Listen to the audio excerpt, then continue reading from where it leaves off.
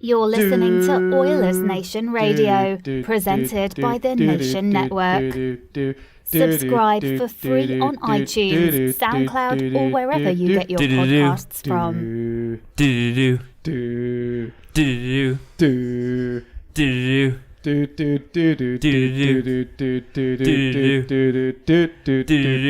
Some Free Nation gear to whoever who can figure out what the hell they were singing. That was right not now. what we practiced at all. I did my best. I was very lost. I'm so sorry. Welcome, ladies and gentlemen, to Oilersnation Radio. Dan, I like that idea. If you can figure out what the hell Cam and Chris were just trying to do, we'll give you something free. We'll give you some free. Tweet at us at ON Radio Podcast on Twitter. Holy cow. We have a guest, too. We showed up real good for the guest. Absolutely. Sitting across the table from me is Hart from PuckPedia. Welcome, my friend. How was that for an introduction? Yeah, I was sitting here and I don't know what song that was. I heard the practice, too. I still don't know what we were trying to do. We're so sorry. Holy cow. Welcome to, as I said, to Oilers Nation Radio, episode 38. I am Bagged Milk. To my left is the Nation Dan. Across from him is Chris the Intern. And across from me is Hart from PuckPedia. Tyler behind me, Rick. Cam, we got a packed house today. First off, I want to talk about a very exciting new partnership that we are launching with the Nation Network. That is why Hart is here. He is not here to listen to our sweet, sweet jams. He is here to talk about PuckPedia.com and us partnering up, looking to expand what we can offer to our readers. And I want to talk about it because I think it's awesome. If you haven't been to PuckPedia.com, there's a lot to go over. So let's get started. I want to start with, I guess, why did you get into doing a salary cap resource site? What was the thought behind it? What was your thinking in terms of what you wanted to do? Let's start at the beginning of PuckPedia.com. Okay, sounds great. I think it started like for most fans, I thought I was better than the Oilers GM. And so I would think about what kind of trades and moves I'd want to make. And, now in the NHL, it's not just about who's a good player, but you really have to understand the contracts and the cap space. And that's just as important as what they can do on the ice. And I've always been really drawn to that and trying to be a GM in my own head. And actually NHL numbers was a big inspiration. I remember the first year of the salary cap in 2005, 2006, being on NHL numbers and like checking out when they were getting Sergei Samsonov and Dwayne Rolison and what that meant for the Oilers cap space that year. So that was a big inspiration. I've always loved those kind of sites. And the vision for PuckPedia was to have all the salary cap information on one site, but there's a whole bunch of other information that I think fans are really interested in. And right now you have to go to a bunch of different websites to see it. So there's places for advanced stats, there's places for salary cap, there's places for news, injury updates, and really there should be kind of one main spot for a fan to go to get most of the information that they're looking up. So when they hear on the radio or on Oilers Nation that the Oilers might be trading for a guy, there should be one place to get everything they need to know about that guy, find out all that information. And that was really the vision for the site. As you started in 2018, is that right? Yeah, we launched last June. Now that we're a year in, how far do you find that there's constantly things that you're adding in that you maybe didn't expect at first? Or because when I'm looking at PuckPedia, I see things like the agent leaderboard, which I think is great because I would have never expected Pat Brisson to have, $1 billion in contracts or whatever all those zeros say on his leaderboard. What kind of made you look to add different flavors than maybe what you would expect from a normal cap site? Yeah, so I wanted to definitely have something that was unique. And PuckPedia is the exclusive home of the agent leaderboard where you can find all that information. Again, back to being a lifelong Oilers fan, it kind of started thinking about agents when Kevin Lowe and Mike Comrie had that contract standoff, and there was that famous potential trade to Anaheim for Corey Perry, and Kevin Lowe wanted Comrie to repay part of his signing bonus. I remember at the time thinking like, well, that relationship with that agent's pretty burned. I wonder like who else he represents on the Oilers, and things like the Nylander situation back in the day.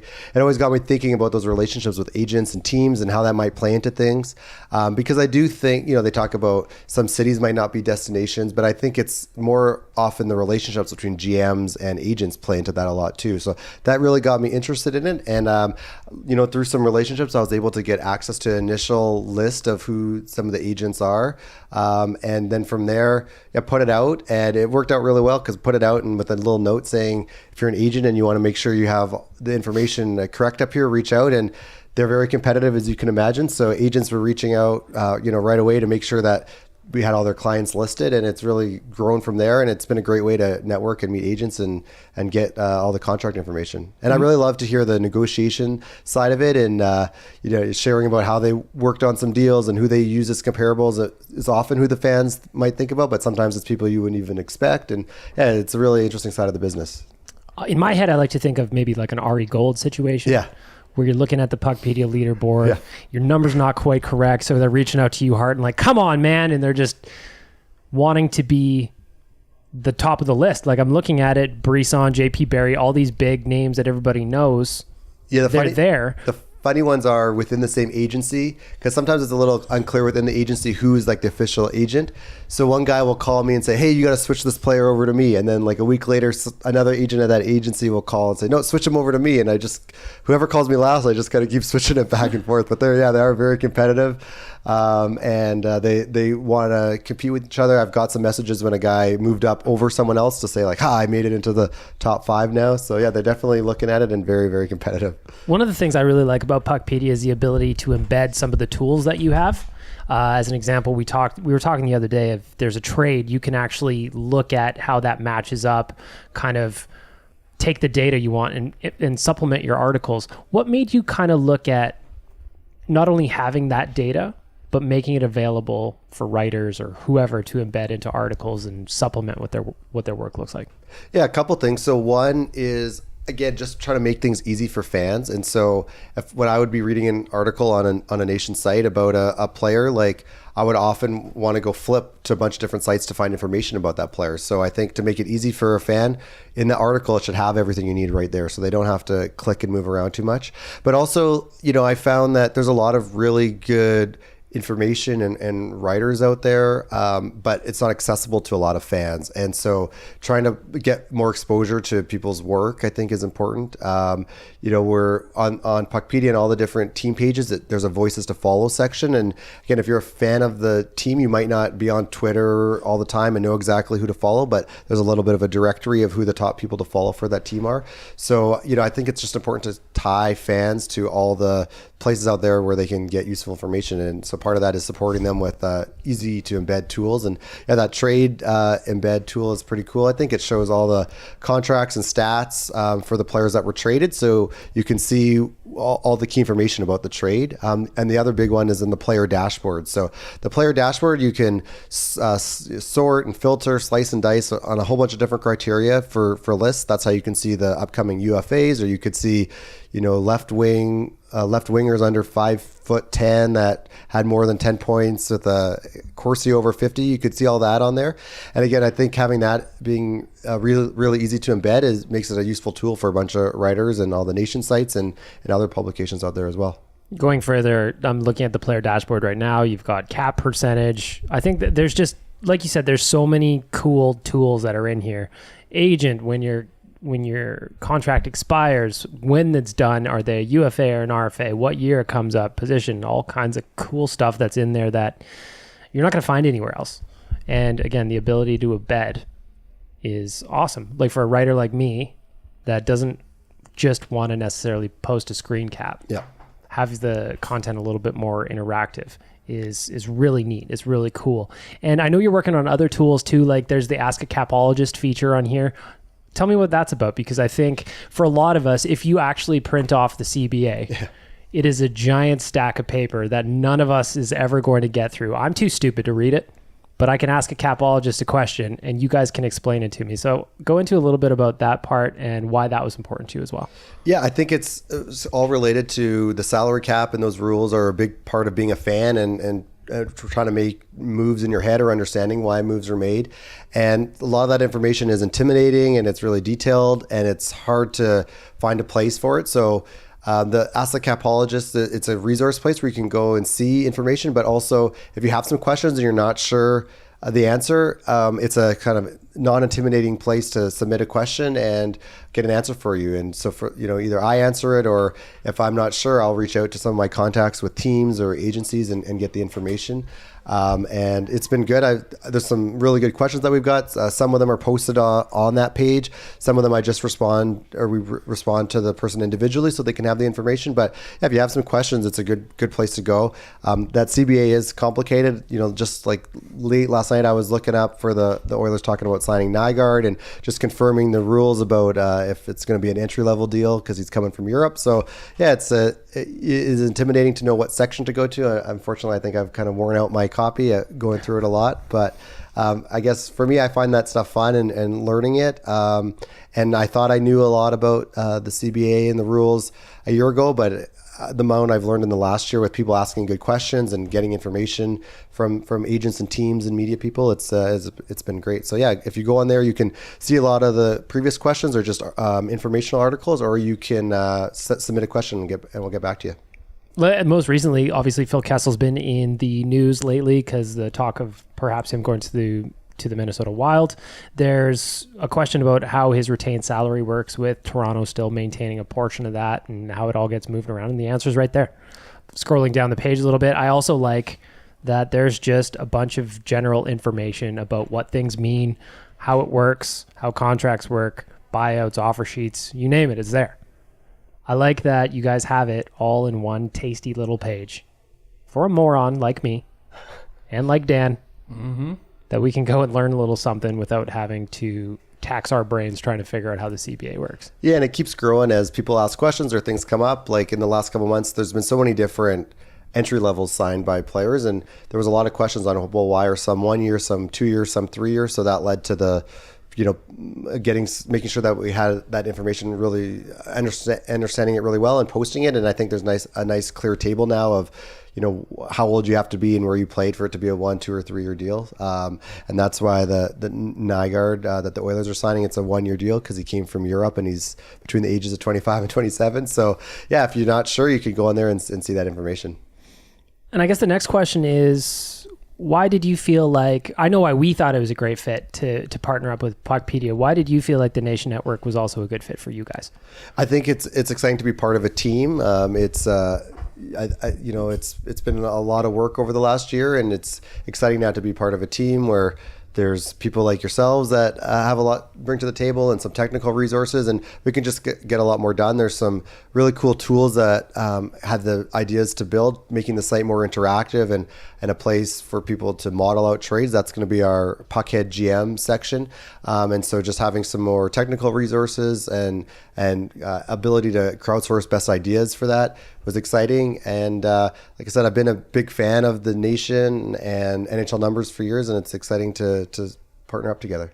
Also got to be pretty exciting when I know over the last few weeks and months, you've been breaking trades on Twitter, or signings, I should say, and then getting the retweets from insiders all over. Like, that's got to be pretty cool as well. Yeah, it's a little surreal, being connected with some of the media people and agents and teams. And yeah, I've been fortunate enough to be able to get some of the details of contracts out first. And but part of the problem when you're new and you don't have a big following is if you're the first to put it out there, but no one really sees it, like, were you the first to put it out there? It's like the tree falling in the forest, right? Sure. So being able to get some information out first, and then now having being part of a team that can spread it out and get it to go even wider, that's really exciting. Looking ahead, obviously we're a year in now. We've got this new partnership. Where do you kind of see it going? What's the goal for PuckPedia? If we're looking out a year, 5 years in the future, where do you think that we're going to end up? Because to me, as I look at it, I just see a growing appetite for this kind of information, and more people are going to want to know their cap numbers. More and more people are going to want to know how many contracts the Oilers have on their books. All of that stuff. So to me, it just seems like a perfect fit between the Nation Network and PuckPedia going forward, knowing how important this stuff is to the hardcore fans. Where do you see it? I think the real growth is in the interactivity, is making it so, taking like a lot of the sites out there that are sort of one-dimensional, you read it, you look at it, and that's it, and turning it to more of a place where fans can interact with it. So basically being a place to model out more trades, transactions, get feedback on those trades, have some competitions about who made the best Oilers trade or who had the most creative way of getting rid of Lucic or return the most value, for example. I think that's really the future, is really coming up with creative ways of of making it more engaging and interactive, where fans can do things and get feedback and get some response from the site instead of just looking at it. As a fan and a guy who knows the CBA and looks at the cap and all these numbers, how are the Oilers going to get out of this salary cap jam they're in?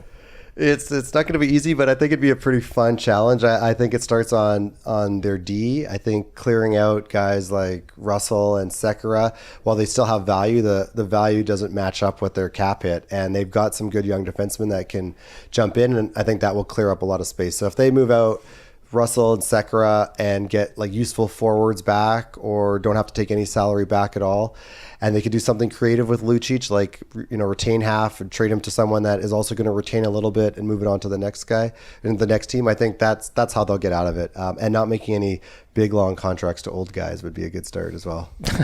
Speaking of Lucic, there is the buyout calculator on PuckPedia.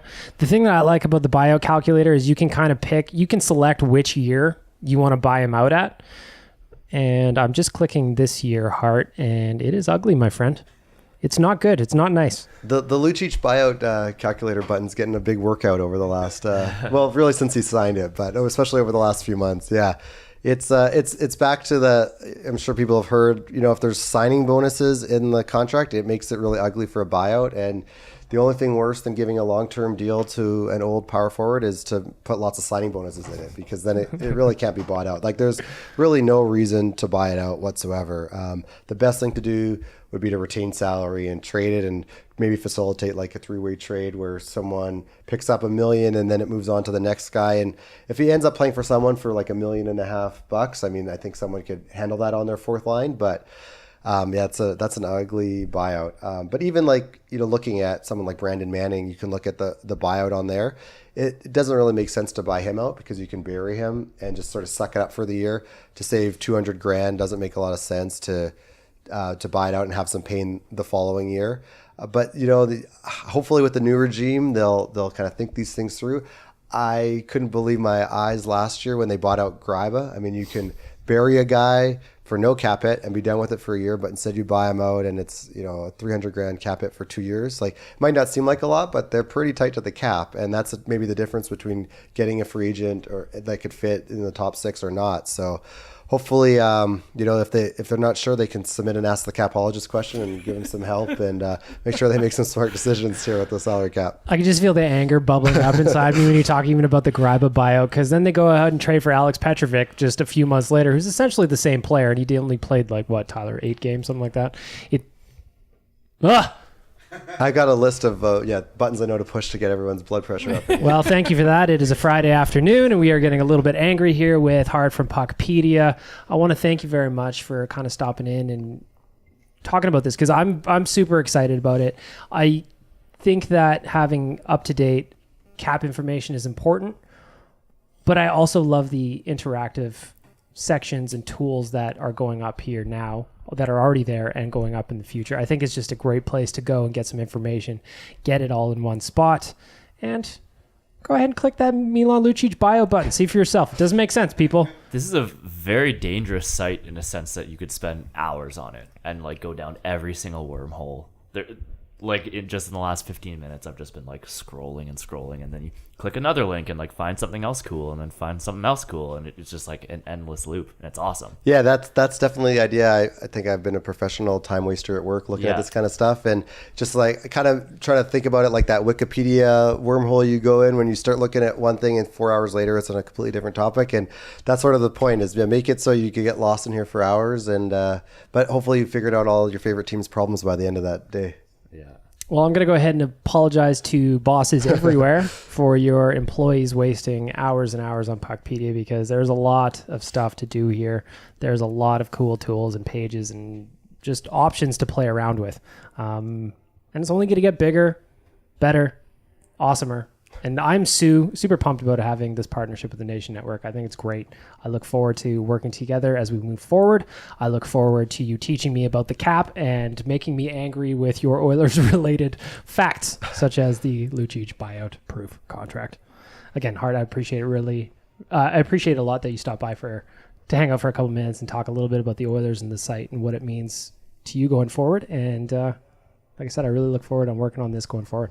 Thank you. I'm really, really excited, and I hope you guys keep practicing your intro music. Well, like I said, if you could figure out what that was, our guest had no idea. We'll send you something. I want to go ahead and thank Sherwood Ford, the Giant, for this first segment. Follow him on Twitter at Sherwood Ford and on Instagram at Sherwood Ford at Sherwood Ford _ the Giant. Thanks again, Hart. Appreciate it. Thanks. Pretty awesome to hear from Hart from PuckPedia. It's cool to have Cam. I know you ran NHL numbers for a long time. It's cool to have a guy who's just super dedicated to getting all the right info and listening to Chris type emails out as we're recording the podcast. It's cool to hear a guy passionate about salary cap information, making sure everything's up to date, and giving people like a spot to go check all of it out. Yeah, let me tell you, as somebody who ran a salary cap resource for 3 years? I started doing it in January of 2015. That's when they brought me on to do it. And that was kind of my main thing I did for a few years, and then came into this job, and then we kind of let it go a little bit. It is an obscene amount of work. Like, it's ridiculous. Like, so every player's cap hit, it's not just like, oh, you sign a guy and this is what they cost for the year. It's like, it's a day-to-day thing. So when a guy has a contract, you divide their cap number by 186. I mean, that's how many days they're on regular season. And when they come up or come down, then like that's how much they're getting charged for that team against the cap that day. So if you're running a cap resource and you fuck up and you have a guy going down the wrong day, their entire cap hit's going to be wrong. And then it's like for him at PuckPedia, he's got the agents that he's got to connect the players' salaries to. Yeah. And I have tons of respect for that guy, because at NHLN it was very bare bones. It was like a website out of the mid 2000s, living in now. And I mean, we didn't have that much information. But I think in Bag Milk's kind of, interview there, he had mentioned the big thing, which is that with PuckPedia, there's just so much interaction with the fans, and it makes it really, we're all CBA stupid. Yeah. And he gives the ability to kind of study that and look into it. I want to follow up on this with you, because I guarantee you we'll get a question about it if we don't. Go over again the salary cap. So it's divided by 186, and how can it change? Go over that again. So every player has a cap number. Their cap number, so for example, Milan Lucic's cap number is $6 million. You divide it by 186, and that's what they cost for a day. And the amount of days they're on the roster creates their cap hit. So at the end of the season, they have a cap hit, but then every day you have a projected season cap hit. So you can't go over a certain amount. You can't go over the ceiling in a given day, and then you also can't go over a certain amount based. What are you laughing at? Well, you just said Milan Lucic has a $6 million cap hit, and you divide it by 186 to find out what his daily cap hit is, and that number is $32,258. So just for being alive that day. That's so fucked up. So if you want to see how difficult it is to talk about cap hit stuff, go back to, I did a What Would You Do Wednesday back in January when Sekera was going to get taken off the injured reserve. And oftentimes, What Would You Do Wednesday, it's hard for us to come up with something because, sometimes there's just nothing to talk about and I'm going to force something. But the Sekera thing was, relevant. Like the big issue for the Oilers was, how are they going to fit this guy under the cap? And I wrote a post with just like all of these like wildly inaccurate things I thought were right. I spent like 5 hours reading different things about it, and I was getting just like torched on Reddit, and I was like, I have no idea. Like, I'm sorry, I don't get it.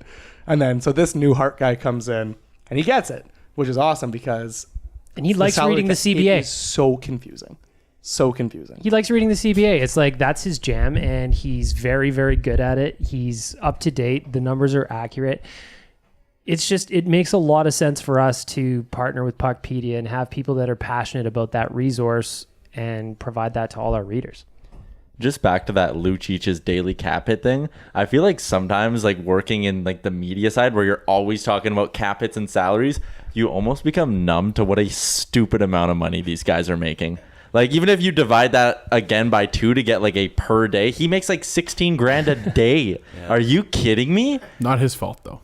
It's not. It's the way it is. And people are always like, oh, like they need to stop with these salaries. It's getting ridiculous. But I mean, it is like supply and demand, right? Like they have the money, so they spend it. But wow. It's Peter Chiarelli being at the reins of a team. I mean, like pro sports in general, yes. Yeah. Like the way the salaries are going. Like you look at MLB pitchers who play once every 5 days. Yeah, like Clayton Kershaw makes like pretty much $1 million a start. No, like that's ridiculous when you break it down to the fact that every inning he pitches, if you were to pitch a complete game for all 30 starts, he'd make like $100K an inning. Are you kidding me? Yeah. It's pretty incredible. So basically what we're telling you, if you're a parent, you're listening to this, make sure to force your kids into sports. I think that's Tyler's message. No, the real money is forcing your kids to write about sports. That's where all the cash is. Let me tell you that much. If you want to make all kinds of money, then make your kid a content producer. I want to go ahead and, of course, thank our friends at Sherwood Ford the Giant for making all of this possible. Go ahead and follow them on Twitter at Sherwood Ford and on Instagram at SherwoodFord_the Giant. Christopher? Yeah. Yeah. For the last time, what does Sherwood Ford have going on? Well, let me tell you. I've said it before, and I will say it again. Racing for a Cure is coming up June 22nd. We're working with Sherwood Ford. Sherwood Ford is a silver sponsor for the event, and the Nation Truck will be involved. So a bunch of VIP children from the Stollery will be riding in a bunch of luxury vehicles, including the Nation Truck, in the parade on the morning of June 22nd. Then it'll wrap up with a big event at the Legislative Grounds, a bunch of like fair type activities like games and stuff. And then there's a big gala that night at the River Cree. So big event. We are raising money with Sherwood Ford. We've got a link going around on social media, our social media and Sherwood Ford's. You can check it out in our Instagram bio link. It's an easy place to go to. We're taking donations. All of it's going to the Stollery Children's Foundation. So if you can spare some change, donate to the cause. That'd be fantastic. If not, please share the link. It's going to a great cause, and we're really pumped to be working with Sherwood Ford on this. How many donations do they need before they become a gold sponsor? That's a great question. All of them. That I don't I'll have just the say answer all to. of them. How many donations do they need before they become We're going to donate double everything platinum sponsor? you can to Sherwood Ford for this initiative. It's a great cause. Go check them out at Sherwood Ford on Oilers Nation Alt on Twitter. We'll have it posted everywhere to make sure that this works. As I mentioned, today is going to be Chris's last podcast day with us. Probably not forever. I'm sure you'll be back, but we'll get into that in a minute. Yeah. First, we need to check in with the Edmonton Oilers. A couple of things happening this week. Yesterday, the team signed Joakim Nygard.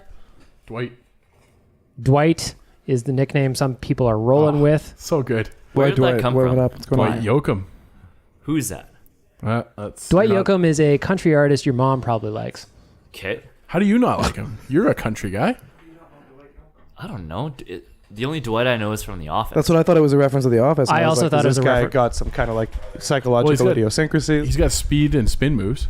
I just want to add on the pronunciation of this one. Today on the radio with Low Tide, he says he talked to someone and it's Joakim Nygard.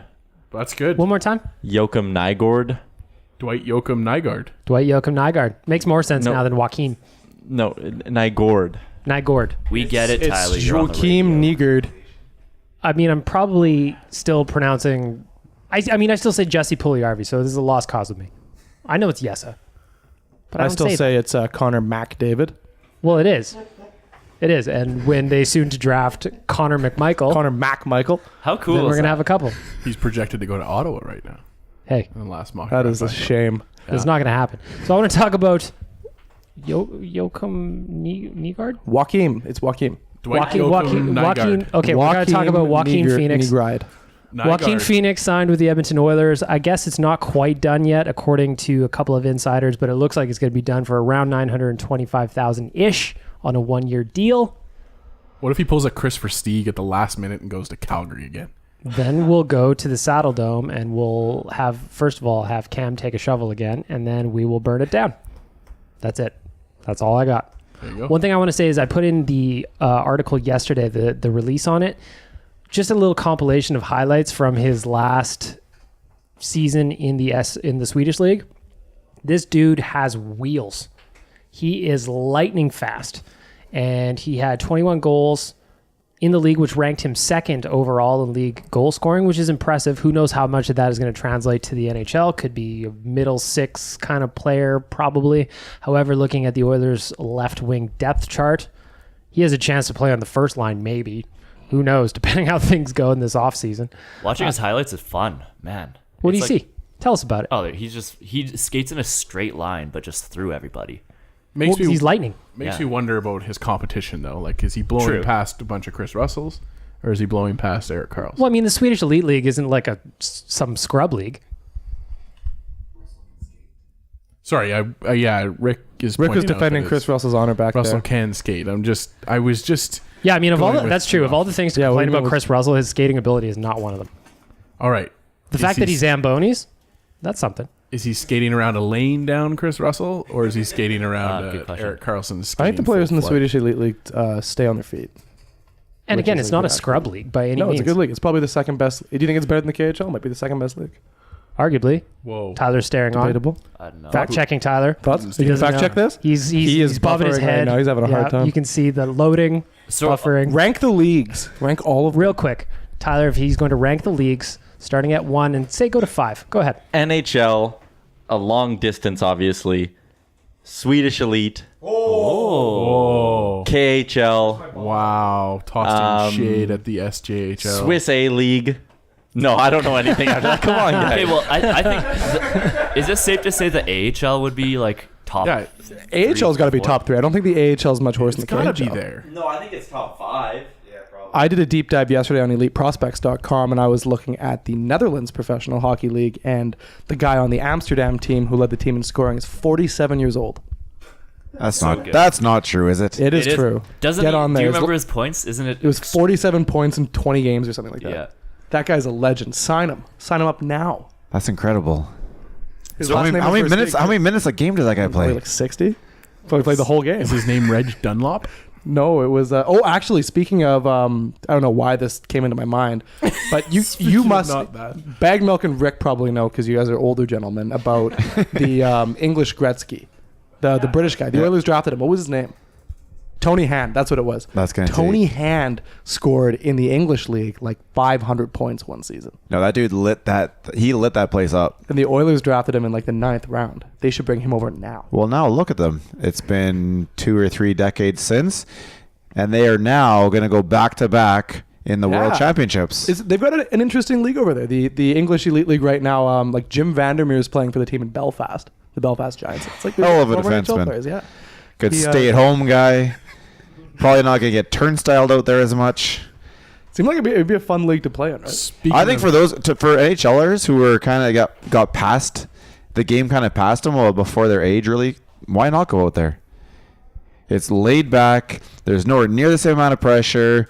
The money's going to be okay, but you should have made a decent amount of money while you're in the NHL. You got probably 50, 60 games. Everything's paid for. Would you rather be a AHL, NHL in-betweener who gets called up and sent down Brett Malone. 25 times in one season? So like one of those like cap guys who like when the team has 3 games off, they go down so they don't have their daily cap hit, as I was explaining earlier. Or would you rather be a really good player on a Euro League team? You definitely Euro. go back. No, you go back. If you still have chances in the NHL, you go back and forth. Look at Jordan Binnington. But if you're a career AHLer, then dude, book it. Go across the ocean and go hang out over there. The money's not that great, but you don't pay for anything. You're living a completely different lifestyle. It's relaxed. It's laid back. It's fun. You get to play. It's like playing beer league almost. Yeah, okay, but the thing I'll add is if you're on an AHL only deal, it does make more sense, even financially in most cases, to go play in Europe. You're not riding the bus through these crappy little small cities. Whoa. You get to, like, let's say you Whoa. go to Switzerland and you're a decent North American hockey player and you're making probably 150 to 250K. And you get to play hockey. And you get to play hockey in Switzerland, and they pay for all your stuff to live. Whereas in the American League, you might be making like $70,000 and like having to scrape together You're on your own. Yeah. Yeah. And think of who you're playing against too. Like when you start dropping out of the NHL and even the AHL, it turns into like they're just fights everywhere, man. If you want to play, you don't get to play down there. If they're scrapping this, scrapping that, Hold on. go over across the ocean. Oh, I'm sorry. Yeah, no, we nothing wrong love with fights. fighting. By the way, we love the fighting. Love the fighting. It should actually increase a little bit in all leagues. But if you're a skill guy and you're just an AHL guy, man, go across the ocean. You telling me Have some fun. you telling me you wouldn't want to play for Bjorn in the Icelandic Hockey League right now? Is it The BJORNINN. I think it's Bjorn. Bjorn. Kind of like Bjorn. Salming. Do you know what Bjorn. Bjorn Salming Bjorn went is? 3-7-2 this year. They didn't make the playoffs. They're one of the 3 teams in the league. But I bet go you look at everyone on those that guys' team had a blast. lifestyle, man. You get to live in Iceland, man. You ever been to the Blue Lagoon? It's beautiful. Yeah, the You guys- guys who sign your paychecks love Iceland. Did you guys I've heard them go over there for the last 4 or 5 years now, and I get jealous every single time. Did you guys hear that Yari Curry just bought his own KHL team there? Jokerit? Oh, he bought Jokerit? Yeah. They're a team in Finland, but they play in the KHL. $3 million? That's weird. Well, Congrats to Jari Jury. There's a lot of stories there that apparently he's just kind of facilitating the team while the Russians pay for the team. So. Back to Joaquin Phoenix. A couple of quotes that came out about this guy, including one from our friend Uffe Bowden at Elite Prospects. Admittedly, I'm writing the release for this. Like most people, I don't know a thing about this dude outside of a couple of different little items that I read. So I thought that Uffe's breakdown of his game was legit, and I just want to read a little bit of it. The most likely... I'm skipping now. Speed is the key word here. Joaquin Phoenix, Nygard, Joakim is one of, if not the fastest player. Did you just add that in there? No, that's exactly how Uffe wrote it. Is one of, if not the fastest player in the Swedish league right now. He owns the kind of foot speed that can overwhelm opposing defensemen and leave them in a pile of dust, but will also put pressure on the forecheck and the backcheck. Carl Hagelin would be an obvious comparison. Early in his career, speed was the only asset Nygard had. But thanks to hard work and good schooling, he has been able to transform a nice, rounded game. And have you guys seen pictures of his flow? Great flow. Great flow. And if there's one thing that we love here, it's the all-flow team, especially with our Swedes. We haven't had... Dan did a little deep dive yesterday. We haven't seen any abs pictures yet. My browser history is now ugly, but yeah. We haven't seen any ab shots yet, but if he's anything like Clefbaum and to a lesser extent Larson, we're going to add another Swede to our all-abs team, which is, of course, very important to everybody here. Do we know what Joel Pearson's abs look like? Well, I assume that they would be fantastic. He's also got some flowing locks, right? Those Swedes, man, they're good looking. Those good looking Swedes. people. Vikings, you know? It's all the mead they drink, I assume. Something like that. Cam looks a little bit Swedish. What is mead? It's like a wine. Some kind of Viking drink, that's all I need to know. I've never had it. I've heard you hear it referenced all the time, but Yes. on this podcast. I've had it before. What? Just like you Where rode have you a had camel? mead before? I know a Swedish person. A Swedish person? Yeah, he made me mead. What is it? It's like homemade. I don't know. What did it taste like? It tastes like white wine. Is it prison wine? Toilet wine? No, it just tasted like a type of wine. I don't know, like a fruity wine. Have you ever ridden a camel before? Maybe. Can't remember. All right, so real quick, I feel like now this is important. This is very important to me, so I'm going to look up, and I'm going to teach our audience here of 3 people how to make some mead. So first of all, your step 1 is you're going to simmer a half gallon of water until warm. Tyler, write this down. Add honey, 2 pounds of dry. Add honey, 2 pounds for a dry mead, or 3 pounds for a sweet mead. So if it was fruity, Chris, you had the sweet mead. Totally. That means there was a lot of honey in there. Hell yeah. Stir until dissolved. Simmer, but don't boil, for about 30 minutes, skimming off any scum that forms. Remove from heat and let cool till about 100 degrees Fahrenheit and pour into a gallon glass bottle. I prefer my mead with scum. What do you do with the scum after? You don't have to skim the scum off for my Don't sake. skim the scum. In fact, if you got extra scum, you add that to Dan's mead. Should we name the podcast Skimming Scum? How does Sure, one, why not? How does one figure out how to make a drink like this back in like the 1500s or whatever? You know what? I've talked about this before, but I've got a prison cookbook at my house. I'll bring it in because some of the stuff that they make in a toilet is fascinating. When you think Prison about all wine. the things that people have like tasted in the past to figure out is good, Yeah. like, ugh. Well, like how many people have died before the banana? Do you Yes. know what I mean? Like, yeah. Oh no, Corey's down. Don't eat that one. One of these days, I'm going to eat something that really fills me up and gives me energy, but it might also kill me. There's a lot of room for error. The first guy Eating that in ate the 10,000 skin of the BC. pineapple to see if it was good. Like, I imagine those I like how we just assume that like we were just like fully self-aware sentient beings in like 10,000 BC, and one day there was a pineapple, and it was just like, all right, on my way home from work, I'm going to grab this thing and I'm going to just take a bite out of it, and I'm going to bleed to death through my mouth. And the next day, the other guy finds a pineapple, and they're like, I don't know. I'm not going to do that. I'm going to peel this shit, and I'm going to eat the inside, Yeah, it's and like that's whose genes get passed on. Yeah, exactly. It's like, oh, the outside of the pineapple is no-go.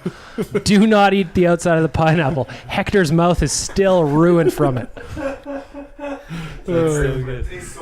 Back to the mead. Add any extra ingredients you want for flavor. When the temperature is below 90 degrees Fahrenheit, add the yeast. you can literally add any ingredient to make it taste how you want. Well, this is kind of like where we get into the sangria type territory. You know what I mean? All right. When the temperature is below 90 degrees Fahrenheit, add the yeast. One package will make 5 gallons of mead, so use between 1/5 of a package and 1/2 of a package. I typically, the author, makes 2 gallons at a time and divides the package by 2. I like that you broke that down to not be you. Well, hey man, I'm just reading what he tells me. Cap the bottle and shake well. Add more water to fill the bottle, making sure to leave 3-4 inches of headroom at the top. Take the top off and add an airlock. These are available at your local home brew store or online at the link that he provided. How are we not the Top Oilers podcast right now? Once the airlock is in place, set the bottle in a cool spot for about 6 weeks. So in summary, Nygard can skate and has developed other parts of his game pretty well. I don't know, man. You lost me at Scum. No, you don't skim the scum. Not for Dan's mead. You got to keep that flavor. That's my extra ingredient that I add. Nygard's ancestors lived in Sweden in like a rock hut, and they were like burning honey, and they were like, fuck, like maybe we can make something out of this. And that's why the genes got passed down and why he's a good skater. And why he's going to crack the team next year and score 9 goals. 9 goals. That's actually from our mead competition. That's where I'm going to go. Is I want to do some predictions on Joaquin Phoenix Nygard. According to Darren Dreger on TSN's Insider Trading last week, several teams were in on him as he had a very good year. 21 goals with Lord Farquaad of the Swedish Elite League. Of course you'd pick Edmonton. We got a winner here. Well, I mean, looking at the depth chart on the left side, he's got a good chance to make the roster. Yep. Right? So I want to go around the horn, get some predictions on him. He had 21 goals in the Swedish Elite League. I saw Wood Guy was doing some NHLE points equivalencies that came in around 31 to 35 points. Wow. What do you guys think he's going to get? I'm going to go ahead and say he's going to get the 12 goals that Tobias Reeder only dreamed of. Dan? I am going to predict that he is our Alex Chiasson. 22 goals, 16 assists. Whoa. Yeah. I'm going to predict that he finds Your prediction doesn't matter. Next. That he finds a healthy spot in the bottom 6 and puts up 8 goals and 26 points. I hate going in the spot I'm going right now because I sat back and said 12, so I'm going to readjust. I'm going to go with 10, but that was only because I think he's going to be playing in the middle 6 type of area. He's not going to be with Connor. He's going to be in there with Nuge. He's going to be in the third line. Bring in that speed down the left side, really open up things against the other team's defense. 10 goals, let's call it 18 assists, 28 points, and I think it's a good addition. I'll say he scores 11, but I'll say 7 of them come before Christmas. And we'll just be like in love, like, oh, he's going to pot 20 this season. But I'll say 11, but he gets hot real early on. Like Chiasson. Like Jason, yeah. I also made the prediction that with the kind of wheels he has, that the Oilers are going to be working on that alley-oop play with him. Firing that baby up ice and having him go under it. I think he's going to find ridiculously good chemistry on the top line with Connor McDavid and William Nylander. And he's going to score 20 goals next year. Ooh, I like where you're going with that. But if we're talking about the alley-oop play, imagine what he would do with the Dwayne Rollison backflip. When Rolly used to pound that puck out with the paddle on his stick, imagine full speed going into that. The man would look like Todd Marchant every game, except for maybe score double the amount of goals. Rolly loved to pound the puck. Did Rolly ever set up any breakaways? I can't Mike remember. Pekka. He did Mike It was Pekka in the Pekka playoffs. Like Pekka in the playoffs. I'll never forget it. And he Mike Pekka in scored the on playoffs. He did. Yeah, okay. Pike and Mecca. I'm still mad at Mike Pekka now that I'm thinking about him, that he didn't grow the playoff beard that year, because he would have looked like a fucking caveman and it would have been awesome. But he had some gnarly teeth during that playoff. What does that have to do with his playoff beard, man? He grew out his teeth playoff have to get teeth. fixed up? Didn't they have to get fixed up? I thought they did. I don't know. But I don't believe, man, well, he could have gone with the Zach Cassian, the chops then. He could have been looking like some kind of Yeti man. I don't know. I like it. It would have been a good look. Would have been great. Probably would have smelt a little funky, but our friends at POG would have helped him out. What you need to do is you need to head on over to the pogstore.com and pick up a unit that will fit your needs. They've got mobile units, wall units, fridge units, whatever you need. But what they're going to do is they're going to kill 98% of household odors caused by bacteria and fungus and freshen and purify the air in your space using the power of nature. POG units eliminate odor without the use of dangerous chemicals. In fact, I use one in my house. My place smells great. I encourage you to go over to thepogstore.com and get in on their 30-day challenge. 30-day challenge. Thepogstore.com. Smell great. Feel great. Right, Cam? Absolutely. I have my Pog in my home right now, but it's dead, so I need to charge it. And my What a fascinating anecdote. good story, hey? And Caitlin was complaining this morning that our apartment smells because I played hockey. Says last you night. don't bathe. So I Who'd you play hockey with? well, I refed. You didn't play hockey. You reffed hockey.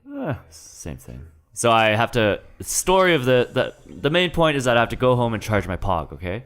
The main point of the story is that you were trying to make it seem like you play on a hockey team, aka you have friends, but you don't, because you were just repping, which you do for a living. Did you know reality is the man. in Europe they say referees are the people that can't kick the balls? That is, And in Canada, referees are the people that don't have enough friends to play on the team. Can't kick a ball, you referee. that has nothing to do with hockey.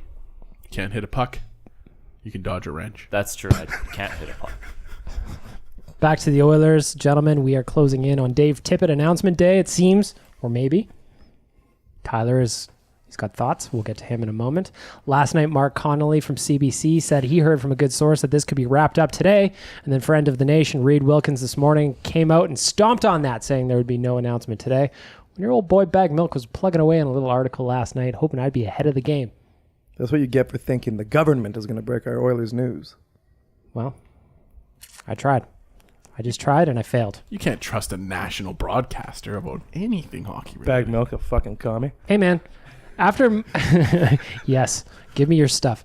After Mark Connolly did that interview with Bob Nicholson where he kind of took him to task, I got a lot of love from Mark that's Connolly. good. That's a good call. Connolly That's a good seems call. like a good dude. He's on an even keel now, though. So, I gotta just like chime in and say that I'm not actually making fun of the CBC. I'm being facetious. of course, they've got fine shows. You probably were too young to watch Mr. Dress Up, but it was fantastic. I remember Casey and Finnegan. What do you think? I was born in 2002? Yes. I guarantee you don't remember Casey and Finnegan. I was born in 93 and I had an older sibling, so I watched all kinds of early 90s content. You know Fraggle Rock? I don't remember any of Fred this. Penner? I never watched Fraggle Rock, no. Fred Penner? I do remember Mr. Dress Up. Fred Penner? He crawled I through a don't know. tree I don't- log, and he had a talking bird and shit, or word bird. It was nice. Educational for a young man like myself. Anyway, back to Dave Tippett. It seems like a foregone conclusion that he's going to be the next coach of the Edmonton Oilers. However, my friend Tyler Yaremchuk to my right says he's not so sure about that. Go. The reason I'm not so sure is because they were clearly negotiating a contract yesterday. Holland and Tippett were meeting face to face. They clearly didn't get one done. And it's not like Tippett is sitting unemployed right now. Dave Tippett is employed by the Seattle NHL group, whatever they're going to be called.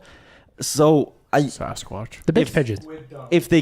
if there's not enough urgency from both sides to hammer out a deal when they sit down face to face, I still think it's likely. I still say it's like 80%, but I do think there is a bit of a chance that they don't agree on a contract and Tippett doesn't think the money's worth it, and he hangs out in Seattle for another couple seasons and then becomes their head coach. Lest we forget that Ken Holland said he didn't want this job, and then a week later changed his mind and wanted the job. So the Hey. same guy. Hey, man, when you're pouring off 25 racks for me, Yeah. why not? Well, maybe he's just like, I want the same smoke you're getting, Kenny. So where do they go? 5-5. In your opinion, Tyler, where do they go from here? If they were willing to give him that 5x5, you would assume that this deal's done, right? Yeah, but they're trying to negotiate. They're trying to come in at 3.5, and he's not taking. So they're waiting. And Kenny Holland's going to make him sweat it out because he refuses to negotiate with a coach during the combine. No, coaches like him, they almost have a set salary, just like when Todd went over to LA. It was pretty much said and done. It's going to be within, I'm sure maybe it's maybe like $1 million somewhere in there. You got to argue out in there. But I'm with Tyler here. If it wasn't done yesterday, there's something stopping it.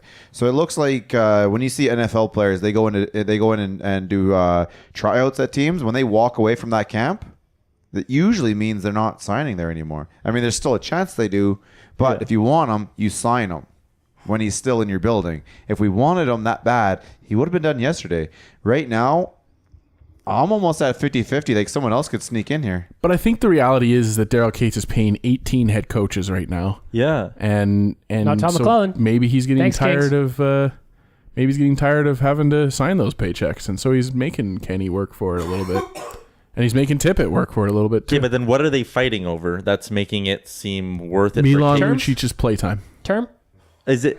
You think it? I could potentially see it being term. Tippett wants a 5th year, and Holland is saying no, I'm only giving you 3 or something like that. But still, if it's being caught up this much, I'm a little bit cautious. Whereas 3 days ago, if you would ask me, I would have been like lock 100% press conference Friday.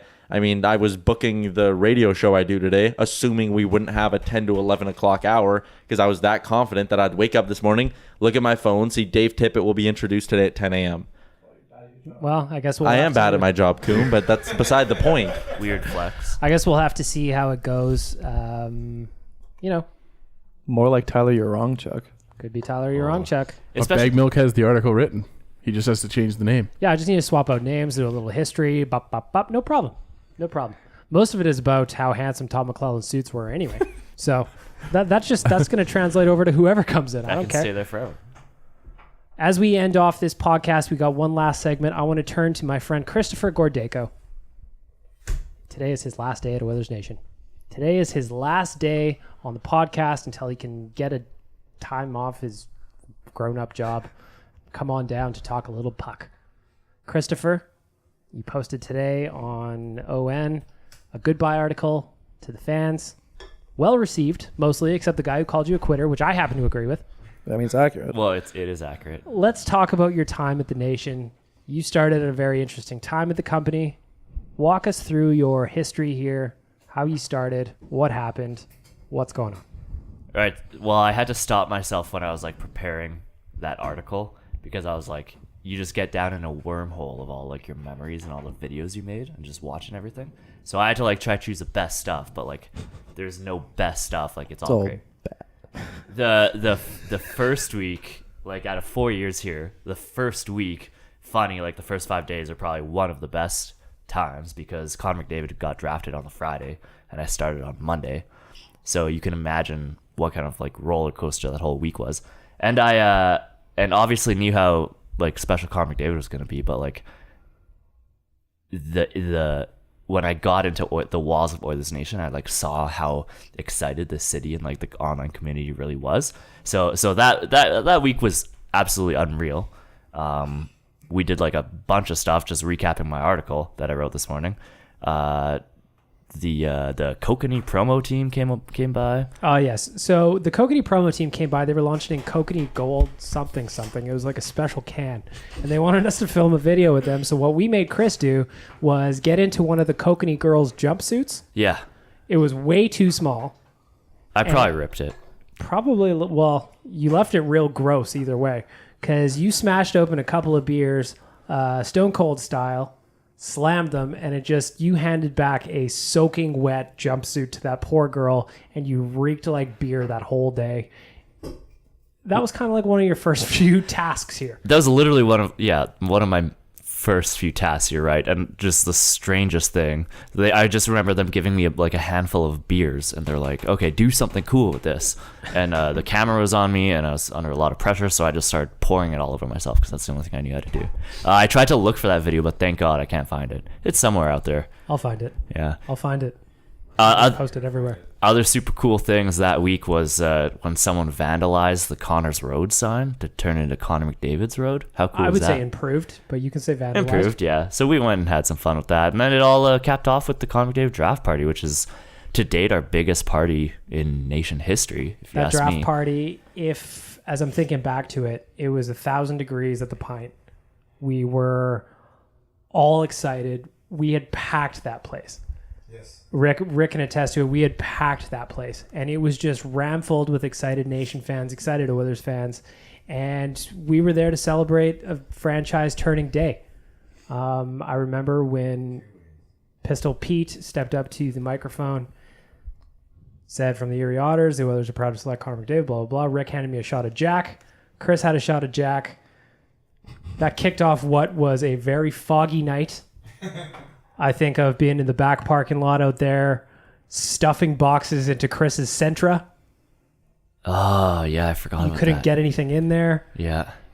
It's been a ride, man. You and I have been roommates in a lot of trips. We've gone on a lot of experiences, Calgary trips, ski trips, Vegas.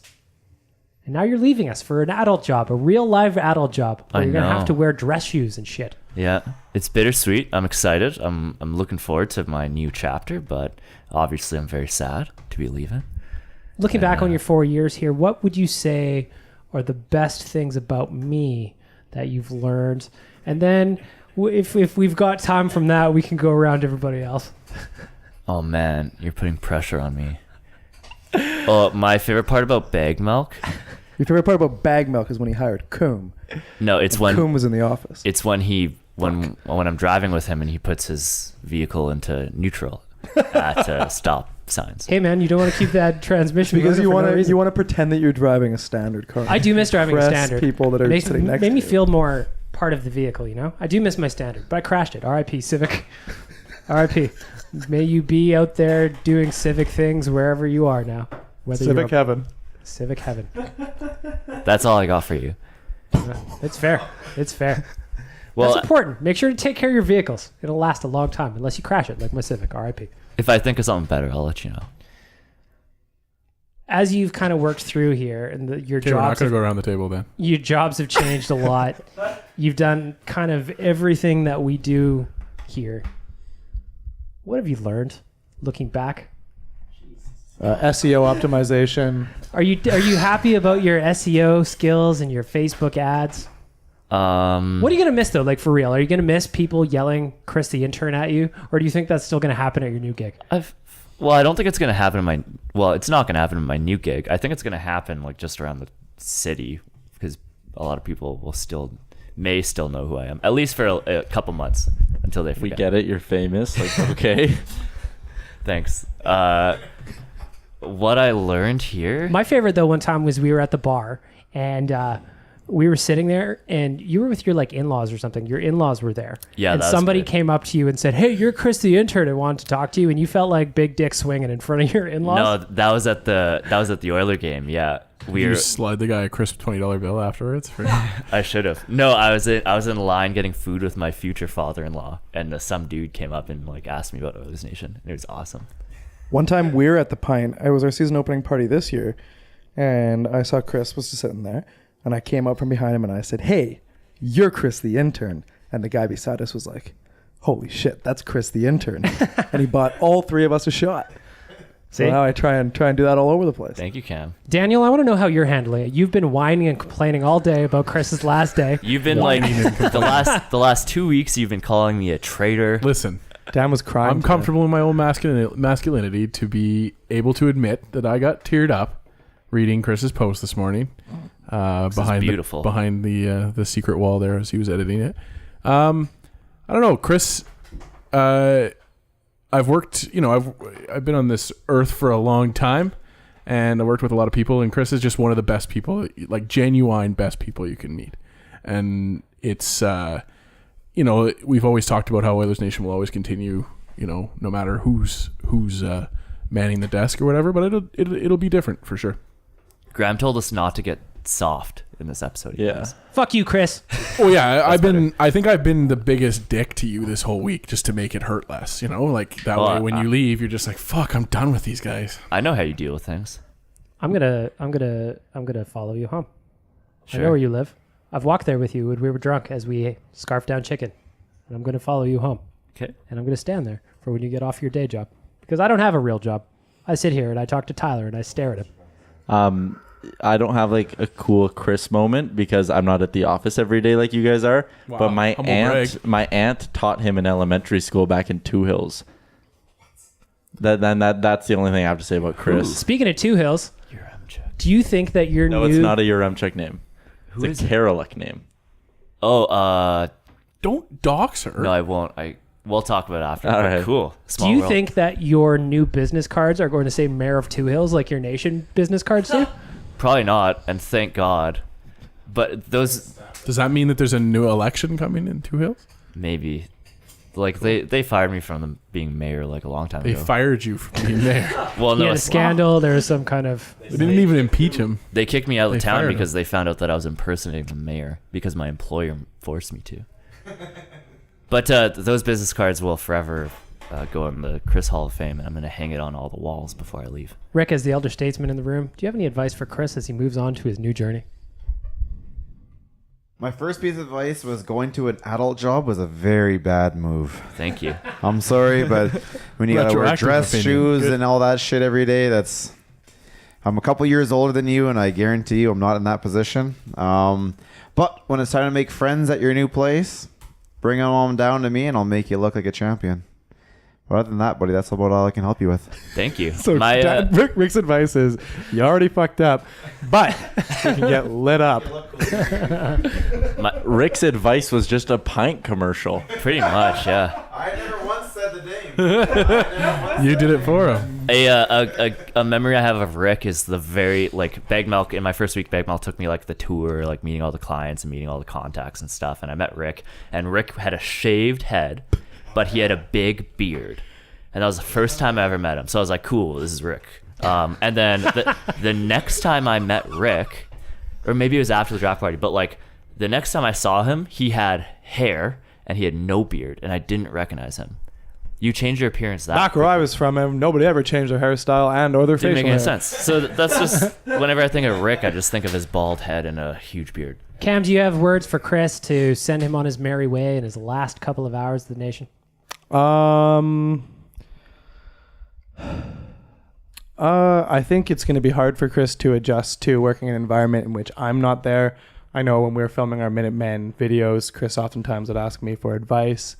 He would kind of like tug on my shirt collar and say he was scared, or that like he didn't know what to do, and I would give him kind of just like older brother advice. I know Chris kind of views me that way. Cam would always be the guy when we were producing video content, when I would begin to stutter or lose my words, which happens occasionally. Cam would step in and save the day. And I won't have you to do that for me in everyday conversation now. So now when you're at your real job and somebody's like, I need you to do this, I'm not going to be able to just dive in and say best wishes and fix the situation like I have been over the past 2 years. It's true. Yeah. But fear not, faithful ON radio listeners. Chris isn't gone for good. He's still going to be contributing at the Nation. You're still going to be writing some stuff. You're still going to have takes. Oh, yeah. Hot takes. You may be gone from the office, but not gone forever. And if you think I'm changing your name on the site from Chris the Intern, you are wrong, my friend. Yeah, I know. I've already accepted that. You are wrong, my friend. Although I did notice in your article today, you called yourself the Nation Chris instead of Chris the Intern, which was never a thing. My Nation Twitter Chris handle never a was thing. The Nation Chris. He's trying to give himself a nickname, as my friend Rick is pointing out, and I'm not going to let that fly, Dan. It's funny. I don't know if I've ever once called myself Chris the Intern like during my time here. I just always refrain from it. You've had many nicknames over your time here. Oh, yeah. There was Bitch. There was Squirt. Laid Back Chris is one of my LBC, favorites. yeah. LBC. I think LBC was my favorite too. Either way, it's the end of an era, my friend. It's been an excellent 4 years. We will see you around. By no means are this done. And as Graham says, we are not going to get all sappy. Dan, do you have any caring, loving words for Chris as you stare off into his beautiful brown eyes? Best wishes. I knew you were going to say that. I want to go ahead and thank Sherwood Ford, the Giant, and thepogstore.com for making all of this possible. Thank you for listening to Oilers Nation Radio for another week. Have a good weekend, everybody. Shout Bye. out Damien. Best wishes.